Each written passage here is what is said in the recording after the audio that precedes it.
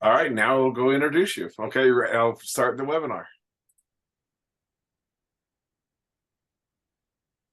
Well, hello. I am really excited tonight. We've been wanting to get this one in here. Rebecca is a star and going to be doing it from her car today because she's squeezing us in. I appreciate it tremendously. But Rebecca Geyer, elder law attorney in Carmel, phenomenal resource for people. I just definitely recommending you as in that area. But we were discussing, and that's why we're having this with Life's Copilot today. We're having our expert panel to have her guide us.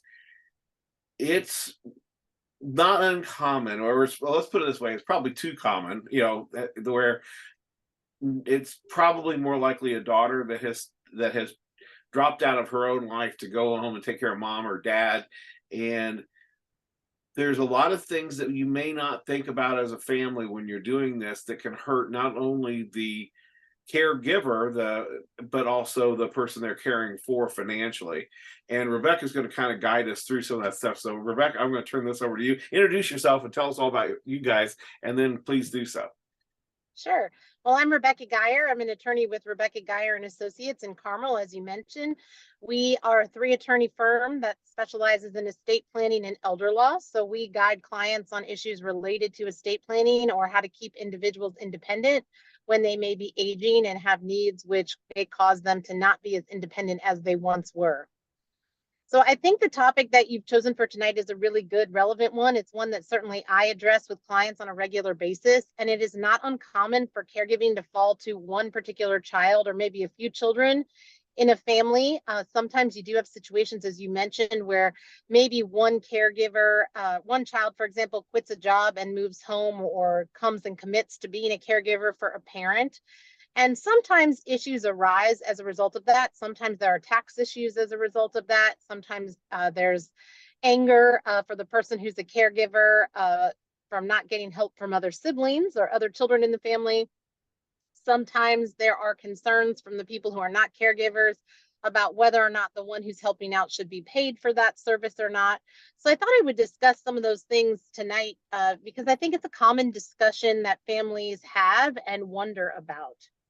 So one of the things that I wanted to talk about first was having a family member caregiver, or really any caregiver, come into the home that is being paid. If you're going to have a family member be a caregiver or a non-licensed caregiver, meaning someone who's not coming through a licensed agency serve as a caregiver, and receive some sort of wage to serve as a caregiver, I think it's fairly common for people to want to do that kind of under the table, meaning they're going to pay someone by cash or by check and not necessarily have the individual report things from a FICA tax perspective or an income tax perspective. And that can sometimes result in some issues, both for the person receiving care and also for the recipient. So just so people are aware, under federal law, if someone has a caregiver who is providing personal services to them, if that caregiver receives more than $2,600 in 2023 in income, they are going to be considered a household employee under federal tax rules. That means that if they're going to receive more than $2,600 in income, then the employer, which in this case would be the person who's in need of care, is technically supposed to be paying FICA taxes, not necessarily withholding income tax, but is supposed to be paying Medicare tax and Social Security tax, which is typically paid 7.65% by the employer and 7.65% is withheld from the employee's funds. If the IRS were to audit the person who is in need of care and it is discovered that they are not claiming the person to whom they're making payments as a household employee, that could result in penalties and additional tax which is due to the actual person who is in need of care. In addition, though, when people get paid under the table and FICA taxes are not paid on their behalf, that ultimately impacts how much Social Security they may get later on. And that's really a concern that I sometimes address. I've had people who take distributions or get paid under the table, and because they don't pay any FICA taxes, they're not earning credits through the Social Security Administration, and they may not be entitled to a benefit later on. So there's certainly pluses and minuses to that approach. Yeah, I thought I don't want to interrupt you, but I was going to say I've run into I mean, I don't think a lot of people know the fact that if you don't put enough in, then there's nothing that's going to come back to you on the, I think everybody thinks it's just automatic. It's not. Yeah. I had a case actually several years ago involving an individual who'd owned a construction firm with his wife. So this wasn't even a household employee situation. The wife had always just made distributions to her husband and not treated him as an employee, and no FICA taxes were paid. And then later on, he went into kidney failure. Well, kidney failure is typically an automatic qualification for early Social Security disability and to help with kidney transplant. But because he hadn't paid into FICA, he didn't have credits under Social Security and didn't have that benefit. So sometimes people don't realize how that might be an issue for them later on by not paying into the Social Security Administration. I didn't mean to interrupt you, but I just, want people to be No. aware of that. Yeah. Yeah, that's another very good point. The other issue that I find comes up a lot with regard to caregivers, especially family caregivers, you might have a child that's willing to quit his or her job, but then they do need a source of income to replace that. And they often do want to be paid to serve as the caregiver for mom or dad. I sometimes run into issues with other family members really trying to control the finances or wanting to make sure that the caregiver is not taking advantage of mom or dad. And there's kind of a push and pull situation between the caregiving child and the non-caregiving children, who of course still want everything to be treated equally, even though they themselves are not caregivers. And so I typically do recommend, when you do have a family caregiver, that you have a written personal services agreement for the caregiving child, indicating that they will be paid a certain amount per hour in order to serve as a caregiver. In our personal services agreement, I always do make reference to the fact that, there is a potential for them to be treated as a household employee with the IRS if they're going to earn above a certain amount. But I like having a written caregiving agreement for a few reasons. One, it puts everyone in the family on notice of how much is being paid, and there's a regular income then that is going to be distributed to that caregiving child so that they can make sure that they have enough income to still meet their needs. But it also, if the caregiving child later determines that it's become too much to take care of their loved one, if they go later have to put their parent, on Medicaid, having a written personal services agreement provides written notification to FSSA, the state agency that administers Medicaid, that there was in fact a written obligation to make payment for the care, and it wasn't just gifts being made by the parent to the child. And this is important because if FSSA were to treat the distributions to the child as a gift, that might actually keep the parent in need of care from being eligible for Medicaid. So it's important to have a written caregiving agreement or a compensation clause and a power of attorney so that a child can be paid to serve in this position. There's programs out there, if mom or dad or whatever could qualify from Medicaid or what have you, where there's actually some companies that will help support that caregiver who does stay there, do that. But that all would require somebody like yourself to help them through that process. It is actually possible for caregiving children to get qualified to be considered a caregiver under the Indiana Medicaid waiver program, which helps pay for in-home care. And if the child gets classified as a caregiver through the state, then they can actually be paid by the state rather than from the parent in order to provide care to their loved one. So that's a really important thing to point out. And we sometimes guide individuals on how to get that qualification so they can in fact be paid under those circumstances. Another thing that I think that I have seen happen, just with our caring transitions, we're always helping people downsize in the States or what have you, and get rid of their household goods and get ready to sell the house.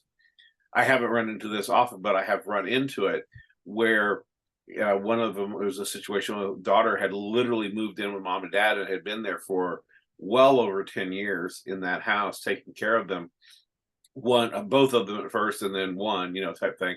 And at the end of the parents died, and not only was she in a financial situation, she had no place to go because her siblings wanted to sell the house. That was where she had lived for 10 years. She had not built up equity. She had not built up, so it put her in a real bind. And so again, something else to be considering. Yeah, I do always want to talk to families, and you point out two good things with what you said. One is that you can't do this type of planning kind of in a box where you don't engage other family members. I really think it's important to engage all the family members to the extent the family is open to that communication. Because if everyone's not engaged and aware of the plan, there's a lot of miscommunications and assumptions that take place that can lead to family strife that we try to avoid. But you make a good point about what if one child moves home to care for a loved one. There is actually an ability, a couple of things. One is there's an ability through our Medicaid program to, if a person cares for their loved one at home for 2 years, and as a result of that child moving home to care for their parent, that parent was able to avoid going to a nursing home for those few years, then if the parent does later have to go to a nursing facility and qualifies for Medicaid, the home can be transferred to the child who lived with the parent for at least 2 years without any sort of Medicaid penalty. And that is a really important thing. It allows for the equity in the home to be preserved and the child who provided that care to then be given a reward, so to speak, by receiving the home without any sort of repercussions for Medicaid. It's still possible then for the child who provided the care to come to an arrangement with his or her siblings about maybe dividing some of that equity later on if the home is sold. But it is a way that even the state recognizes that allows for that asset to become exempt and protected when you have a child who moves home to be a caregiver for a parent. Would that require that they prepare some kind of paperwork up front so that that it's clear that she is, or he or she is staying there at that house doing that under those circumstances, not for another reason? Yeah, so typically you don't have to do the paperwork up front, but at the Okay. time we apply someone for Medicaid, we typically have a statement or affidavit done by another family member attesting to the fact that this child moved home and provided care, or sometimes a physician or even a neighbor can do it. So I have a neighbor of one of my clients recently who signed an affidavit attesting to the fact that the daughter had moved home 10 years ago and provided care to mom, which would have otherwise required her to go to a nursing facility. Well, that's great news. I'd never heard that particular one before. That's great to Mhm. know that's out there. So another thing that happens is and this was something that kind of blew me away, was when I was taking the dementia friends class through Socoa. They were saying that 1 in 6 households has, oh, I'll take it back, 1 in 6 millennials or younger ones, Gen Z, whatever, are taking care of an elder family member. So again, they should be considering these things as well. I mean, I think families want to save that 15%, FICA or whatever, but they could come back to bite them for a lot more than that. Yeah, I like to advise clients that there's pluses and minuses to every situation. And what they really need to do is understand what the laws are so that they can make an educated decision about the choice they're making, whether, it's to still pay someone under the table, even if that's not, 100% lawful, or whether it is going to be to buckle up and pay FICA taxes or to engage the services of a non-family caregiver. There's lots of different options, but one of the things that we try to do, at least at my firm, is be a resource provider to explain to, often it's to the caregiving children, not to the person in need of care. They may not be in a position to do that planning for themselves, but for the caregivers, explain to them all the options that are out there, both from a caregiving perspective to a financial implications of different types of paths. What assets should be drawn from in order to pay for the cost of care. What are the tax implications associated with that? What governmental benefits might exist that we could avail ourselves of in order to assist their loved one. So basically, it's getting with someone like yourself that can help guide them through this process, because it's complicated. And if you're doing it yourself, you might screw up your finances, your caregiver's finances, your estate, your maybe even your Medicare qualification. Yeah. Yeah, so that's an excellent point. So one of the things people don't realize, and that they sometimes do, especially if they don't get proper advice, is Medicare can be screwed up a little bit with regard to Medicare B premiums. So if people aren't aware, when they qualify for Medicare A and Medicare B, the premium for Medicare B typically is withheld from an individual's Social Security check before they receive their payment each month. And the amount of the premium paid by the individual is based on his or her taxable income. And it's for 2 years. So if you have a situation where someone liquidated an asset, let's say they withdrew all the funds in their retirement account in a given year for some reason, they're going to have a significant amount of retirement income, and that could cause their Medicare B premiums to go up for not just 1 year, but 2 years as a result of the distribution they took. So it's very important for people to get accurate advice before they take steps with regard to assets, because we don't want to be in a situation where there are tax ramifications and other things which were not thought through before that withdrawal was taken. Well, I mean, and we discussed this before, but it's so important. There's so many little things that you think you're doing the right thing that ends up hurting everyone involved, and it's just too easy to make honest mistakes. I guess that's a good way to put it. So, Yeah. I mean, I've seen a whole lot of things that have come to play in the 25 years that I've been doing this. And even after 25 years, there's changes on an annual basis to rules related to government programs and tax law changes. And it's hard to keep on top of it all. So it's really important to seek out the advice of someone who can provide recommendations and a path in order to make sure that both caregivers and the person in need of care are being looked after appropriately, and that things like taxes and family dynamics and long-term residential needs are all thought out as part of the planning process. so it's probably not the best idea to use somebody's brother's uncle's barber as the advice for this, or I would say no. A lot of people in this day and age go to the internet, and so I appreciate that we have posts like this that can help guide them a little bit. But I will say that it's really necessary to, number one, seek out the advice of someone in your particular state. So, someone may be watching this who's not an Indiana resident, and some of the things that I've said may not be true if they live in another state. So every state has its own Medicaid rules, and you want to make sure you're seeking advice in your particular geographic location. But also you want to go to someone who's familiar with the laws in this area, because you want to make sure that what you're doing is not going to have unintentional consequences. And so it's really important to seek out the advice of someone who routinely works in the elder law sphere, who can provide good advice, both from a resource perspective as well as a tax perspective, to help your family make the most of the situation. well, I really appreciate that. What would you say for guidance when someone is considering this? What's the steps they need to be doing? So I think first and foremost is going to speak to someone, usually an elder law attorney is who I would recommend, at a minimum a financial advisor, to kind of talk through the financial situation and talk through the needs of their loved one. A financial advisor can talk through the asset situation, but an elder law attorney is going to look at the assets and then talk with the family about how to best use the assets to support the individual in need of care, and then what other benefits might be available to assist with the high costs of caregiving. You want to make sure that the individual who is in need of care has appropriate legal documents in place. So if they're just recently received a diagnosis and they still have capacity, it's really a good thing to make sure they have things like a power of attorney and healthcare documents in place. They may need a will or a trust in place as well. Or you may be in a situation by the time someone's contacted an attorney where the individual does not have capacity, and we have to seek a guardianship in order to assist the individual in need of care. So the starting point is kind of to assess the situation where someone is in the care needing process, so that we can provide appropriate resources and guidance.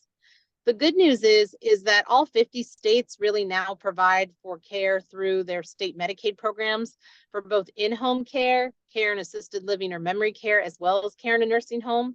So there's lots of different options, both from a governmental benefit perspective as well as a private pay perspective. Well, one of the things that I have learned dealing with in the last few years in the senior world is I will, once I learned what an elder law attorney really does and what they did for my family, it's like, oh my God, this is phenomenal. Because I tried to do it, do it yourself first, and that's not fun. I actually had to get Congress involved to get something done. That you Sure. shouldn't have to do that, right? But when I learned how valuable it was, then I would tell people you should get one, and they go, well, we've got an attorney, or we have a estate plan. That isn't necessarily the same things, because I have already noticed in my short time of dealing with some of these, the rules can change like from dramatically from year to year. And if somebody's not focused on that particular slice of the pie, they may miss a lot of the things that you need to know about. Yeah. You're absolutely right. The law has become very specialized.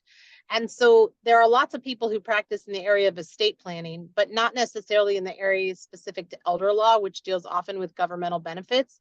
So it really is important to make sure you're dealing with someone who is familiar with those benefits and can give up-to-date and appropriate advice. I actually get a lot of referrals from other attorneys who may practice estate planning, but don't work in the elder law sphere. And so as a result, they're sending clients to me because I do work in that area and can provide up-to-date advice. Yeah, I was going to say it's the world is getting so specialized today that it's just Sure. I was thinking about a time in real estate. Everybody thinks realtors are realtors, right? But I remember a situation where this was probably 2011 when they froze foreclosures, and I had two guys standing there talking to me that day. Both of them specialized in foreclosures, but one of them specialized in the short sales with the banks, helping people get out of them. Another one was working with a real estate investment trust where getting the foreclosed homes and selling those. With that one announcement, this guy was doing happy dances and this guy was ready to jump off a cliff because they're both in a very slight little bitty sliver of the marketplace, but their worlds are 180 degrees different apart. So that's the part. Absolutely. Yeah. Yeah, I feel the same way. I mean, my practice area is very specialized in the elder law arena. And I feel like in this day and age, there's so much information available online. However, because it's state specific, it's important to go someone local, as I mentioned before. But even more importantly, while you can gather basic information online, it's hard to know what steps to take in a particular situation. So the great thing about going to someone like an elder law attorney is they act not only as a resource provider, but they can tell you what steps need to be taken when or in what order, so you can make sure that both caregivers and the people in need of care get the help they need as quickly as possible. Rebecca, thank you so much. I know we've got an hour here, but it's been about a half hour, and I know you have to get to a board meeting, so I'm going to try to let you get away. Is there anything you want to make sure gets out tonight?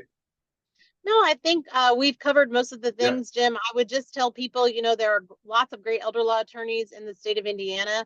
If you're looking for additional resources, there is NALA.org. That's the National Academy of Elder Law Attorneys. And you can search by zip code if you're trying to find someone locally or in another state to assist you. But I do think it's really important to make sure that people get the assistance of someone familiar with the laws in this area so that they can make sure that they're doing everything correctly. Thank you so much for your time and wisdom. I hope it helps some people out here. So thank you so much for having me, Jim. I appreciate it. All right. Have a good meeting. Talk to you later. Thanks. All right. Bye-bye. Bye-bye.